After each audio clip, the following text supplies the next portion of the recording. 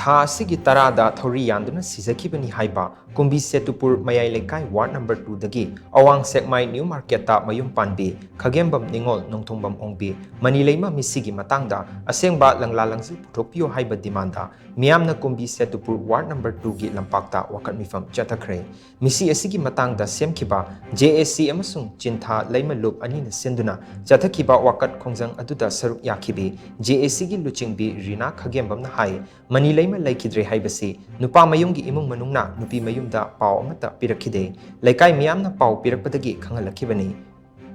Manileimana masa mathanda THOURI yanduna sijakhibani haibasi thajiningai oide maramaduna nakal ani ki marakta yanaba puraktriba fauba laikidrabagi hakchang laukhiroi hainasu mahakna makhatana phongdokhi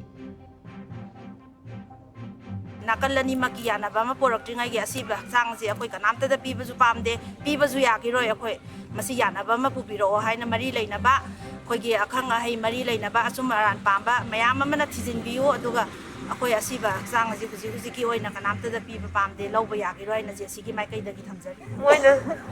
hatok pibani chaje jakau bolak da ima ai hanjara roi smai tawi ai dei bema napam ta noi pulap la kunina noi hek leh hoi dudin nung haite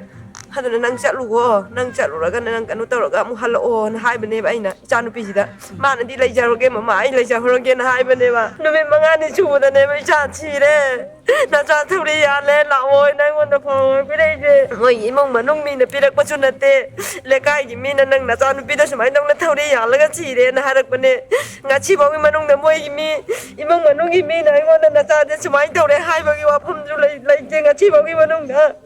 ngai cha gi mi hat ba je ai am na nuai de am na ningam de je chi ka ku na acha maran ti mi